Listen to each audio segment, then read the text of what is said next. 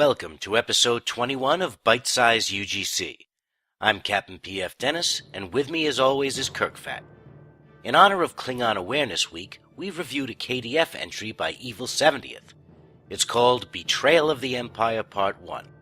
It's the first episode of a two-part story arc that is challenging but pleasantly so. The mission also moves along at a nice pace and never seems to lag. Let's talk about the story. Without giving too much away, a well-known Klingon requests your assistance in an investigation to uncover a council member's possible involvement with the Romulans. You are sent to different contacts to gather your intel. Even though you are expected to investigate covertly, you tend to handle things with the tact of, well, a Klingon. Everything was very clear-cut, and we enjoyed the story. It left us wanting to play Part 2. I did feel like a few more details could have fleshed out the characters, and I would have liked to see more branching dialogue that allowed me to choose how I would respond. We gave story 4 stars, on to map design. Evil's usage of maps in this mission was almost rapid-fire.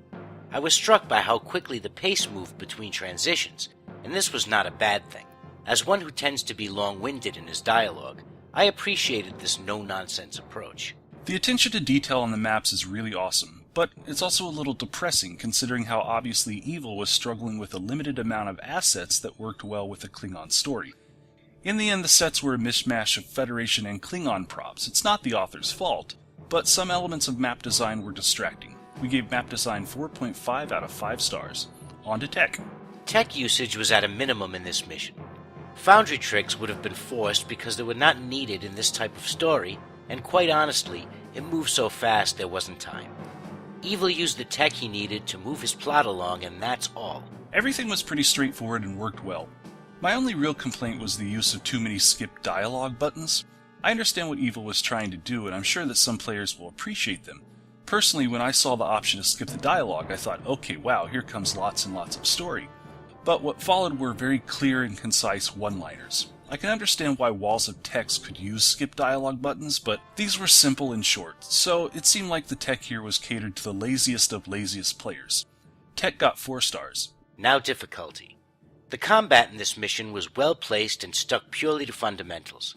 There was just enough enemy presence to drive home the point, but nothing to overwhelm you. It also leaves you with the feeling that there is more emphasis on the story than blowing Rami heads off, especially since this is one of the few, hell, one of the only missions we've played without a single space battle. I agree, combat was fun and challenging. I died a few times, but I never grew frustrated with it. The mission was really well balanced. Difficulty got a very rare 5 stars. And here's the bite-sized breakdown for Betrayal of the Empire by Evil 70th. Support the Foundry and the KDF by playing this mission for yourself. This has been episode 21 of BitesizeUGC.